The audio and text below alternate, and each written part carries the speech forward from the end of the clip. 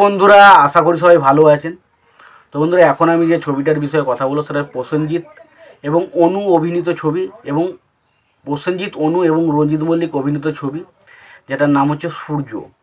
তো সূর্য ছবিটা যখন বক্স অফিসে এসেছিলো, বক্স অফিসে ব্লকবাস্টার হয়েছিল আমরা জানি, এবং এটা হরনাথ চক্রবর্তীর পরিচালনায় ছবি। সূর্য ছবির প্রত্যেকটা জিনিস আমার দারুণ লাগে।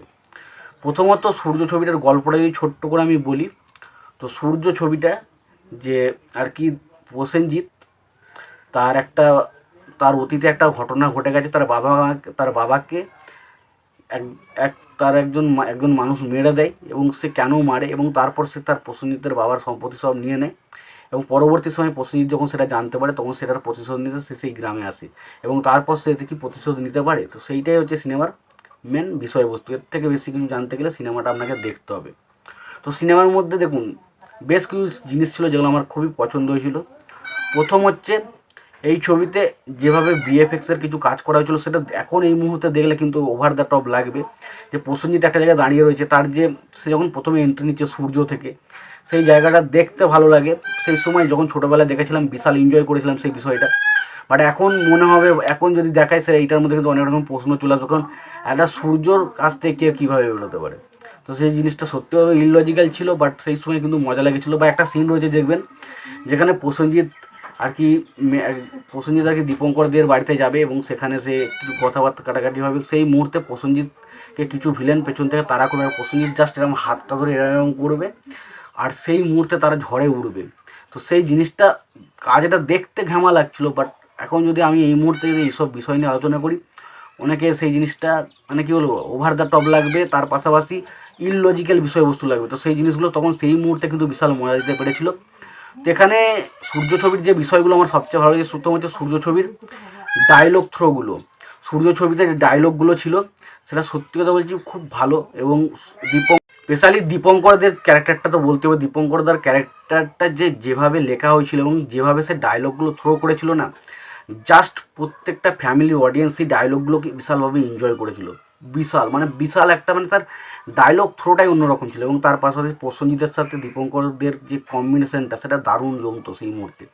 তো সেটা কিন্তু দারুণ ছিল ছবির মধ্যে। এবং তার পাশাপাশি রঞ্জিত মল্লিক, বললাম তো, প্রত্যেকটা ছবিতে একটা দারুণ কাজ করতো। রঞ্জিত মল্লিকের ক্যারেক্টারটা এখানে প্রসেনজিতের একটা বাবার ক্যারেক্টার হিসেবে সে প্লে করেছে, কিন্তু সে যথেষ্ট ভালো একটা ক্যারেক্টার কিন্তু সে করেছে। এবার ছবির মধ্যে পারফরমেন্সের কথা বলি, পারফরমেন্স কিন্তু অনেকেরই, দীপঙ্কর দে বলুন, বা অনামিকা সাহা বলুন, বা রঞ্জিত মল্লিকের কথা বলুন, বা প্রসেনজিতের বলুন, বা বাকি আরও কিছু ভিলেন ছিল তাদের ক্যারেক্টারগুলো বলুন, প্রত্যেকের কাজ কিন্তু খুব ভালো ছিল। তারা তাদের জায়গায় কিন্তু যথেষ্ট ভালো কাজ করেছিল।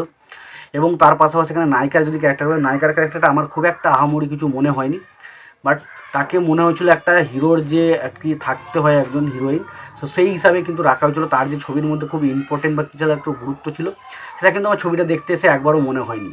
এবার তার পাশাপাশি ছবির অ্যাকশন দৃশ্যগুলো খুব ভালো, ছবির গানগুলো বেশ ভালো ছিল, প্রত্যেকটা গান খুব ভালো। এবং তার পাশাপাশি ব্যাকগ্রাউন্ড করে যে যে সূর্যর যে থিম সংটা বাজানো ছিল, সেটা দারুণ লাগে ছবির মধ্যে, একটা আলাদাই গুজবাম ফিল দিত। তো সত্যি কথা বলতে, ছবিটা যদি বলা যায়, ছবিটা একটা বেশ দারুণ, একটা খুব ইম্প্যাক্টফুল ছবি ছিল। ছবির মধ্যে বেশ মজা ছিল, এন্টারটেনমেন্ট ছিল, তার সঙ্গে অ্যাকশন, ভালো রকম অ্যাকশন ছিল। এবং তার পাশাপাশি দীপঙ্কর দে বা রঞ্জিত মল্লিক বা প্রসেনজিৎ, এদের টাইট ফিটিং অ্যাক্টিং ছিল। এবং হরনাথ চক্রবর্তীর মতো একজন পরিচালকের সুন্দর ডিরেকশন ছিল।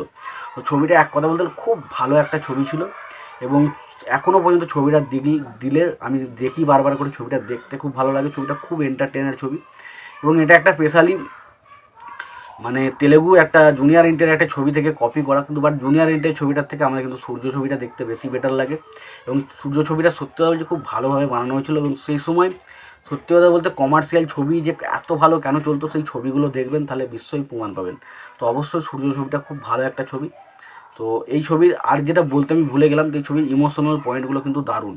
কারণ অনামিকা সাহার সাথে প্রসেনজিতের যে একটা ইমোশনাল বন্ডিং তৈরি হয় ছবির মধ্যে, সেইগুলো দেখতে দারুণ লাগে ছবির মধ্যে। তো সেগুলো কিন্তু দারুণভাবে ওয়ার্ক করেছিল ছবির মধ্যে। এবং সত্যি কথা খুব ভালো একটা এন্টারটেনমেন্ট ছবি হচ্ছে সূর্য। যারা দেখেছেন অবশ্যই জানেন, আর যারা দেখেননি অবশ্যই দেখতে পারেন, ভালো লাগবে একটা ছবি, সেটুকু বলতে পারি। তো তোমাদের এই বিষয়টা নিয়ে কি মতামত তোমরা অবশ্যই জানিও। তোমাদের যদি ভিডিওটি পছন্দ হয়ে থাকে, লাইক কমেন্ট শেয়ার করে দিও। চ্যানেলটা যদি নতুন হয়ে থাকো, অবশ্যই চ্যানেল সাবস্ক্রাইব করে নিয়ে পাশে বেল আইকন অবশ্যই প্রেস করে দিও।